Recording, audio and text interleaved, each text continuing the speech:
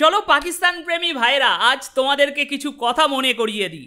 সেই দিনগুলোর কথা তোমাদের মনে আছে তো, যখন ওপার থেকে শব্দের বান ছুঁড়ে মারতে, বাংলাদেশ থেকে মানুষ না গেলে ভারতের হোটেলগুলো বন্ধ হয়ে যাবে, ভারতের ডাক্তাররা না খেয়ে মরবে, কলকাতার মার্কেটে হাহাকার দেখা যাবে।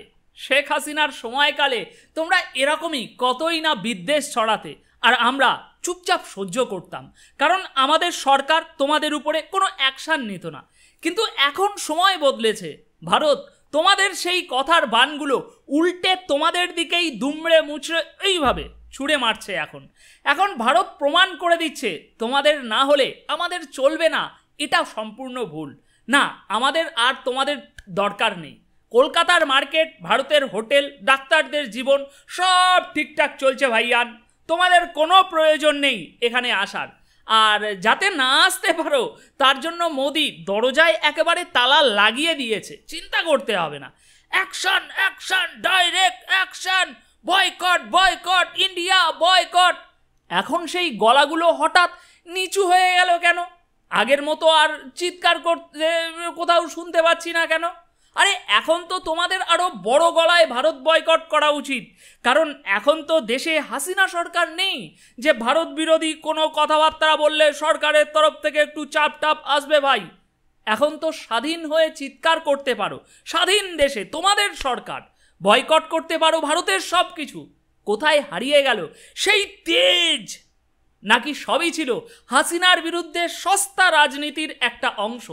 এতদিন চিৎকার করতে করতে বললে আমরা ভারতে না গেলে ভারতের অর্থনীতি ভেঙে পড়বে, কিন্তু মোদি খেলাটা একেবারে উল্টে দিয়েছে। তোমাদের জন্য ভারতে আসার দরজাটাই এখন একেবারে বন্ধ করে দিয়েছে। আরে ভাই, ভারত তার নিজের পায়ে দাঁড়ানো শক্তিশালী একটি দেশ। তোমাদের মতো ওই সস্তার 2-4 টাকা দামের রাজনেতা কর্মী, তাদের হুমকিতে কিছু হবে না রে ভাই। শুধু চিৎকার করে গলা ফাটানো আর ভারতের নাম নেওয়া, এই তো তোমাদের রাজনীতি, সস্তার রাজনীতি। পরিবার চালানোর মতো হাতে কর্ম তো বিশেষ কিছু নেই, তাই হাতে মাইক নিয়ে সারাদিন রাস্তার ধারে দাঁড়িয়ে সরকারের দোষ ধরাই তোমাদের একমাত্র পেশা। সেটা আর দেশের মানুষের বুঝতে বাকি নেই। তোমাদের মতো রাজনৈতিক বাচালদের কথায় ভারতের কিছু হবে না রে ভাই। ভারতের বুকে তোমাদের ওই সস্তার হুমকি কেবল একটা হাসির খোরাক ছাড়া আর কিছু নয়। যাদের রাজনীতিই হলো মানুষকে বিভ্রান্ত করা, তাদের হুমকিতে ভারত ভয় পাবে, ভারত ভাঙবে। তোমাদের এত হুমকি দেওয়া সত্ত্বেও এখন ভারত তার ভিসা দেওয়া বন্ধ করে দিচ্ছে তোমাদের জন্য। তাহলে এবার বোঝা গেল তো তোমাদের হুমকির কোনো মূল্যই ছিল না। আরে ভাই, ভারত তোমাদের জন্য ভিসা বন্ধ করে দিয়েছে, তাতে এত মাথা ব্যথা হওয়ার কি কারণ রয়েছে বলো তো দেখি? তোমাদের জন্য তো পাকিস্তান ভিসা ফ্রি করে রেখেছে। পাকিস্তানে যাও, আফগানিস্তানে যাও, সৌদি আরবে যাও, কি হলো? কই যাচ্ছ না কেন? তোমাদের এতদিনের হুমকি, গালিগালাজ আর ভারত বিদ্বেষী ভাষণ শেষমেশ কোনো কাজে আসলো না, তাই তো? এখন তুমি আর দিল্লি অফিসে গিয়ে ভিসার দালালি করতে পারবে না, আর ভারতকে গালি দিয়ে তার দেশে গিয়ে চিকিৎসা করাও সম্ভব হবে না। হ্যাঁ, তোমাদের সেসব দিন ফুরিয়ে গেছে। তো বন্ধুরা, আপাতত এখন পাকিস্তান প্রেমীদের মুখে ঝামা ঘষার কাজটা একটু পরে আবার শেষের দিকে করছি। আসল খবরের দিকে আপনাদেরকে একটু নিয়ে যাই, আর ঝামা ঘষার কাজটা আরও একবার আমরা হাত দেবো, ওটা শেষের দিকে। বন্ধুরা, ভারতের দিক থেকে এখন বাংলাদেশের উপরে একটি কঠোর ব্যবস্থা নিতে দেখা যাচ্ছে, যেখানে বাংলাদেশ থেকে যারা ভারতে ভ্রমণের জন্য ভিসা নিতে আসতেন তাদের ভিসা ইস্যু প্রায় বন্ধ করে দেওয়া হয়েছে। উদাহরণস্বরূপ সম্প্রতি একটি খবর যেটা আমরা সামনে এসেছে দেখেছি সকলে, যেখানে বাংলাদেশের এক ক্রিকেট ভক্ত এই বিড়াল নামক টাইগার রবি, সে দাবি করে যে কানপুরে তার উপরে হামলা করা হয়েছে। যদিও পুলিশ জানিয়েছে যে এরকম কোনো হামলা ঘটেনি, মালটা নাটক করছে ফুটেজ খাওয়ার জন্য, যে তিনি এই জন্তু আবার মেডিকেল ভিসা নিয়ে ভারতে ক্রিকেট ম্যাচ দেখতে এসেছে। বোঝেন খেলা। তাই ভারতের পক্ষ থেকে এখন বাংলাদেশিদের ভিসা ইস্যু করা প্রায় বন্ধ। রিপোর্টে জানা যাচ্ছে যে 20,000-এরও বেশি বাংলাদেশি পাসপোর্ট ভিসা ছাড়াই ফেরত পাঠানো হয়েছে। আর বর্তমানে এখন শুধুমাত্র মেডিকেল এবং জরুরি ক্ষেত্রে বাংলাদেশের জন্য ভিসা ইস্যু করা হচ্ছে। অন্যদিকে যারা পাসপোর্ট এবং ভিসা ছাড়া অবৈধভাবে সীমান্ত পেরিয়ে ভারতে প্রবেশ করছে, হ্যাঁ, তাদের বিরুদ্ধে বিএসএফ কড়া ব্যবস্থা নেওয়ার কথা স্পষ্ট জানিয়ে দিয়েছে এবং একটা স্পেশাল ব্ল্যাকলিস্ট তৈরি হয়েছে, সে বিষয়ে আলোচনা করছি। মানে যেমন এই লোকেদের ধরা হয়, তাদের কাছ থেকে এই সমস্ত যেসব লোক ধরা পড়ে তাদের কাছ থেকে আবার ভারতের আধার কার্ডও খুঁজে পাওয়া যায়। বিএসএফ সেই সমস্ত আধার কার্ডের তালিকা এখন ইউআইডিএআইকে দিয়ে দিচ্ছে এবং নির্দেশ দিচ্ছে যে এই সমস্ত অবৈধভাবে প্রাপ্ত আধার কার্ডগুলো ইমিডিয়েট বাতিল করা হোক। বন্ধুরা, এই প্রথম ভারতের দিক থেকে বাংলাদেশের উপরে একটা ভিসা ক্র্যাকডাউন শুরু হয়েছে। যদি আপনারা বাংলাদেশের মিডিয়াগুলোকে লক্ষ্য করেন তাহলে স্পষ্ট দেখতে পাবেন যে তারা বলছে ভারত এখন বাংলাদেশিদের ভিসা দিচ্ছে না। প্রায় 20,000 বাংলাদেশি পাসপোর্ট ইতিমধ্যেই ঘাচাংফু হয়ে গিয়েছে, ভিসা ছাড়াই ফেরত পাঠানো হয়েছে। সম্প্রতি বাংলাদেশের মিডিয়ার প্রতিবেদন অনুসারে ভারত একটি নোটিশ দিয়েছে যেখানে বলা হয়েছে যে বাংলাদেশের পরিস্থিতি এখনও পুরোপুরি স্থিতিশীল হয়নি, তাই পুনরায় আবার যখন বাংলাদেশে আইন শৃঙ্খলা সম্পূর্ণরূপে পুনরুদ্ধার হবে তখন তারা পুনরায় স্বাভাবিকভাবে ভিসা ইস্যু করবে।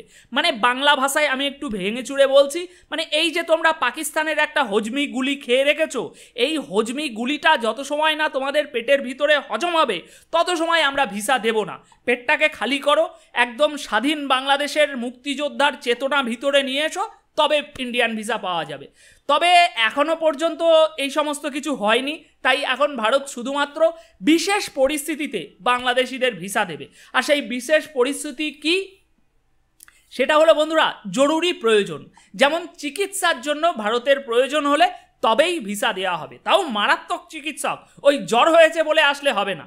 অন্যথায় সাধারণ পরিস্থিতিতে বাংলাদেশিদের কোনো মতেই ভিসা দেওয়া হবে না। ও হ্যাঁ, আর একটা বিষয়, মেডিকেল ভিসার বাইরে যদি কোনো ডবল এন্ট্রি ভিসা থাকে যেখানে ভারতের মাধ্যমেই কানেক্টিং ফ্লাইট রয়েছে, সেক্ষেত্রে ভিসা দেওয়া হচ্ছে। এছাড়া অন্য কোনো ক্ষেত্রে কোনো ভিসা এখন আর দেওয়া হচ্ছে না।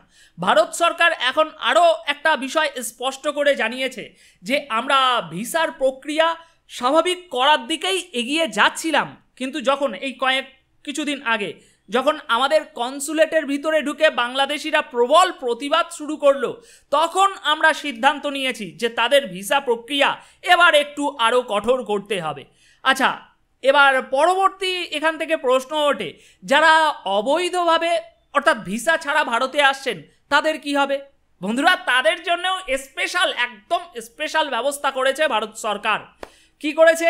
ইউআইডিএআই মানে unique identification authority of India এখন একটি নতুন উদ্যোগ নিয়েছে যাকে বলা হচ্ছে নেগেটিভ লিস্ট।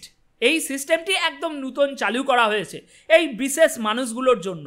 মানে হোম মিনিস্ট্রির একটি কমিটি, যেটা রেজিস্ট্রার জেনারেল অফ ইন্ডিয়া দ্বারা পরিচালিত, তারা একটি সুপারিশ দিয়েছিল যে অবৈধ মানুষ যারা ধরা পড়ছে এবং যাদের কাছে আধার কার্ড রয়েছে তাদের বায়োমেট্রিক ডেটা সংরক্ষণ করা হবে। এরপর এই বায়োমেট্রিক তথ্যকে একটি নেগেটিভ লিস্টে রাখা হবে। এই লিস্টে থাকা ব্যক্তিরা পরবর্তী যখনই আঙুলের ছাপ দেবে, যেখানেই হোক না কেন, সেটা ভারতের যে কোনো কোণা থেকেই দিক না কেন, তাদের আঙুলের ছাপ বসালেই সাথে সাথে সিস্টেম বুঝতে পারবে যে তারা অবৈধ নাগরিক। এই প্রক্রিয়ায় অবৈধ নাগরিকদের জন্য এখন একটি নেগেটিভ লিস্ট তৈরি হচ্ছে। সুতরাং এবার বুঝতে পারছেন জল ঠিক কত দূর গড়িয়েছে আর কটা ধানে ঠিক কটা চাল। এবার বোঝা যাচ্ছে কি বাস্তবটা কি? পাকিস্তান প্রেমিক ভাইয়েরা সেটা বুঝতে পারেনি। যারা বলেছিল ভারত বয়কট করব, তারাই এখন ছোটাছুটি করছে কিভাবে ভারতে ঢুকবে, চিকিৎসা করাবে। এই যে তোমরা সবসময় এত পাকিস্তান প্রীতি দেখাও, পাকিস্তান তো তোমাদের জন্য দরজা একেবারে এরকমভাবে খুলে রেখেছে, ভিসা ফ্রি দিয়ে রেখেছে, তাহলে ওখানে গিয়েই তো সমস্ত দরকার টকার মেটালে ল্যাটা চুকে যায় রে ভাই।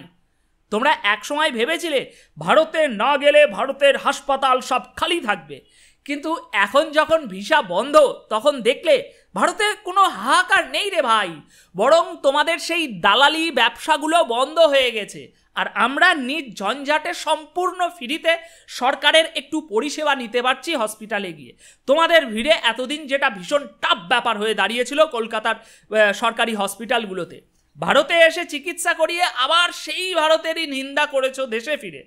সেই কথাই আছে না, ধর্মের কল বাতাসে নড়ে, দেখো তার প্রমাণ। এখন ভিসা পাওয়ার জন্য হাঁপাতে হাঁপাতে মরছো। বুঝতে পারছো এবার কল কিভাবে নড়ছে? ধর্মের কল।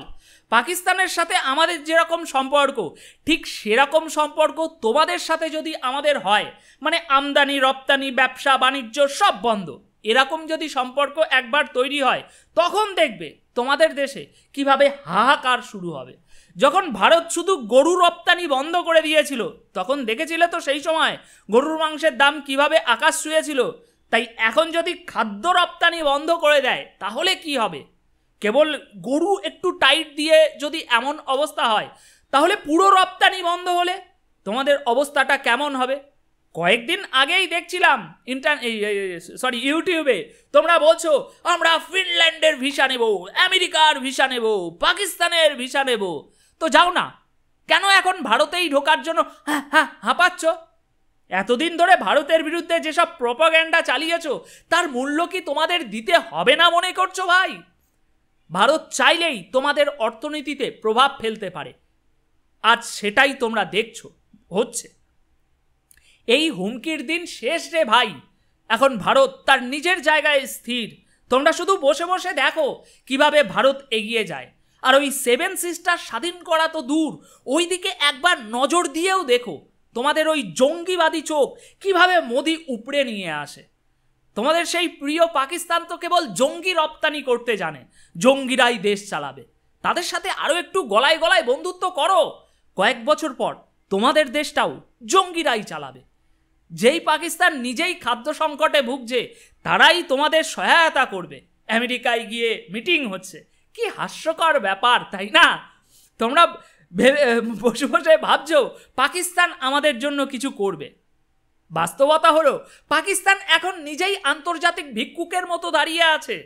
তার নিজের দেশের মানুষ অনাহারে ভুগছে, আর তুমি বলছো পাকিস্তান আমাদের জন্য কিছু করবে। আরে ভাই, পাকিস্তান এখন নিজের জন্যই কিছু করতে পারছে না।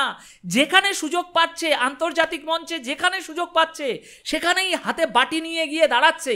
একটা বেল আউট প্যাকেজ যদি কোনোভাবে কারোর কাছ থেকে পাওয়া যায়, সৌদি আরব, আমেরিকা, যার সামনে পাচ্ছে বাটি নিয়ে গিয়ে দাঁড়াচ্ছে। IMF-এর সামনে একটুখানি যদি পাওয়া যায়।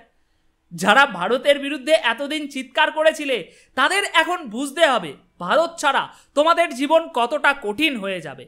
ভারতের উপর এতদিন নির্ভরশীল ছিলে, আর এখন যখন ভারত কঠোর সিদ্ধান্ত নিচ্ছে, তখন তো বুঝতে পারছো তোমাদের বাঁচার রাস্তা কতটা সীমিত। তোমাদের জন্য আগের মতো এখন আর ভারতের দরজা খোলা নেই। আর এই দরজা আবার কবে আগের মতো খুলবে, সেই তারিখটাও জানা নেই। তাই এখন তোমাদেরই ভাবতে হবে কিভাবে তোমাদের সমস্যাগুলোর সমাধান করবে। সেই রক্তচোষাদের কথা শুনে ভারত বয়কট করতে চেঁচিয়েছিলে, এখন দেখতে পাচ্ছ তো তার পরিণাম?